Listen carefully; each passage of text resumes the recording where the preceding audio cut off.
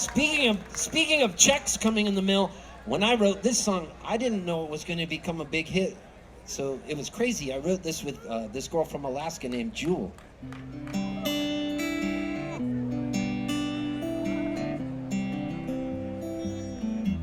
And we were in Mexico one morning in the 90s, maybe 94.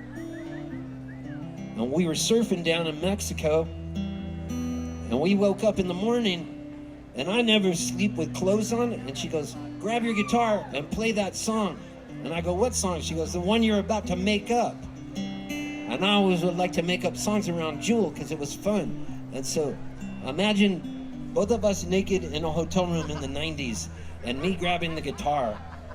And there was no finger up my butt though. But here's the song we wrote.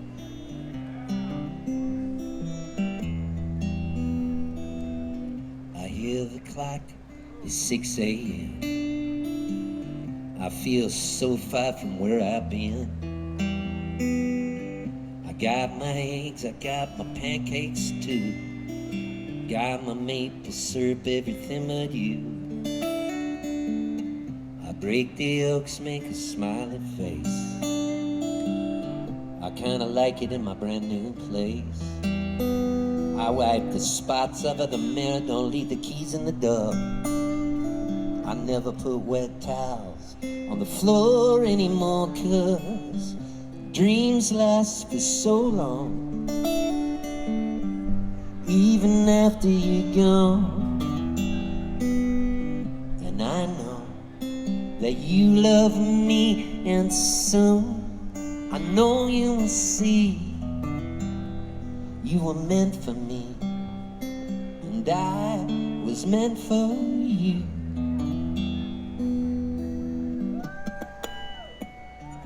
Called my mom, but she was out for a walk. Consoled a cup of coffee, but it didn't want to talk. Picked up the paper, it was more bad news. More hearts being broken, more people being used. Put on my coat in the pouring rain. Saw a movie, but it wasn't the same. 'Cause it was happy or sad. Made me miss you oh so bad, 'cause dreams last for so long. Even after you're gone.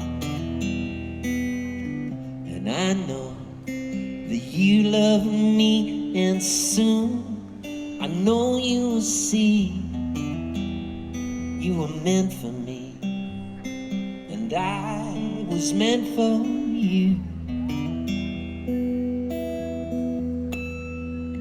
Go about my business, I'm doing fine. Besides, what would you say if I had you on the line? Same old story, not much to say. Hearts are broken every day. This is the part in the video, if you go to YouTube tonight, where I don't have a shirt on and I'm behind her going like this. And I'm like this. You can see it. Look up official video. You'll see me in that in the 90s. Back when I had a nice ass before it was flat, like an old man. By the way, where's my t-shirts I'm selling here?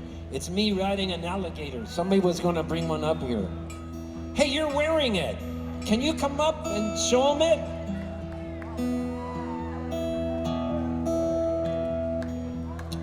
Before I get to the third verse, I want you to see that my t-shirts are false advertising. I'm riding an alligator, but I told the artist that made it, give me more of an ass. Give me like a Brazilian butt lift. Because originally it was like mine, I got like a flatter ass. My wrestling coach used to call me razor ass, but by the time I was in that video with Jewel, I had a nice ass. It's not like that anymore, but check out this shirt this fine fella with the beard has on. And go up close right there, if you would. Stand right there. Yeah, right up there close so they can see my butt. A little closer, yeah.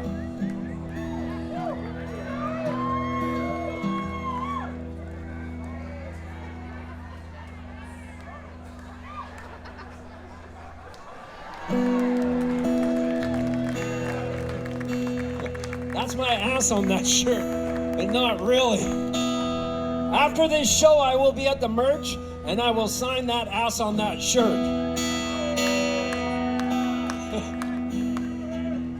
So, little did I know this song would give, my checks would come in the mail to my parents' house, and I was living with Jewel on the beach in this little apartment. And then I sent my parents on an Alaskan cruise and got them a suite because of this song. My parents both died in the last couple years, and I have a feeling they're watching me right now. Hi, Mom. Hi, Dad. Prior to me writing this hit song with Jewel, my dad was like so bummed I became a musician and was living hand to mouth. And he would just tell people, I don't know, he graduated from University of San Diego, now he's playing music on the streets.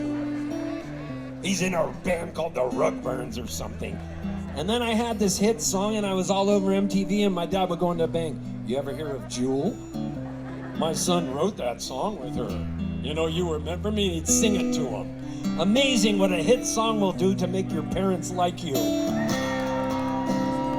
Can I get a hallelujah?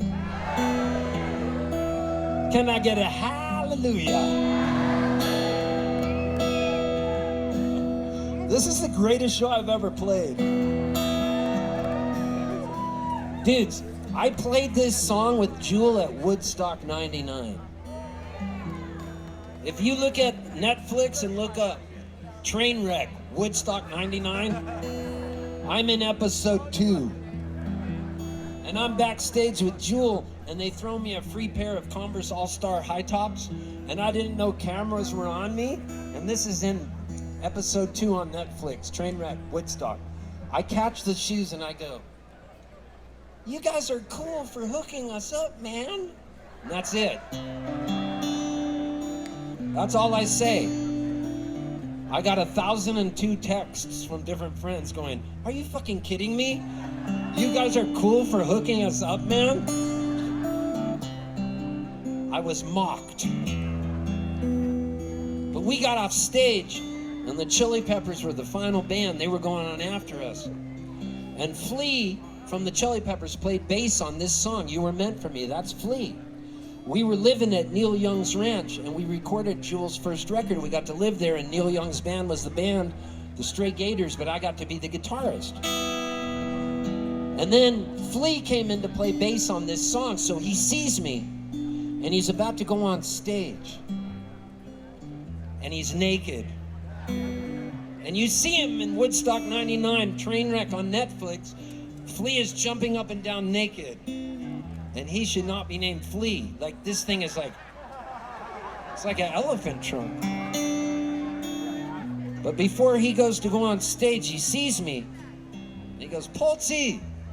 And I go, hey, Flea, which always sounds so weird to say. And then Jewel has her arm in mine, so we're talking to Flea. And I had eaten some of the mushrooms that guy had. He's like the Walter White of mushroom business. This guy here, Bob. I know you're incognito and you don't want people to know, but this guy has 70,000 acres where he grows mushrooms and distributes them around the world to children. He hangs out at elementary schools with bags. Mushrooms are good for you. I'm Bob. So is honey. I'm sorry. I'm so sorry, Bob.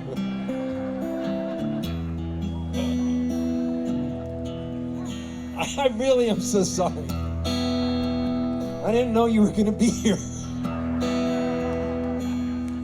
But anyways, we get off stage and there's riots going on. The Chili Peppers about to go on. And when we sang You Were Meant for Me, everybody calmed down. All the Limp Bizkit dudes were hugging each other.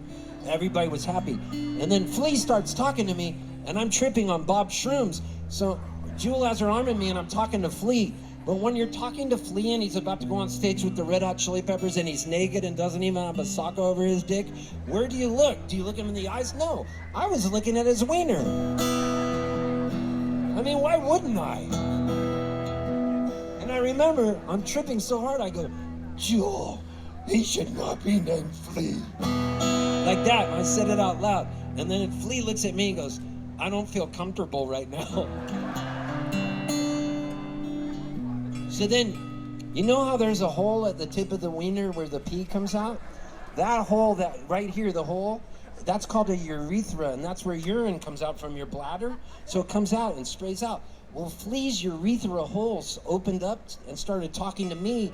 Well, Jewel was talking to Flea, and I was looking down, and Flea's wiener hole starts going, "Did you really like the bass part I played?" And I go, "Yes, quit talking to me." And Flea goes, "Who are you talking to?" And I go, "Your urethra." I'm renaming it Urethra Franklin. So then Jewel goes, "We got to get you out of here." And then Flea goes to go on stage, and as he was leaving, he goes to high-five me, but I low-dicked him like that. And then they get on stage, and all you can hear is, "What I got to give it to your mama." And the whole place erupts in fire and blows up. We got out of there on our tour buses.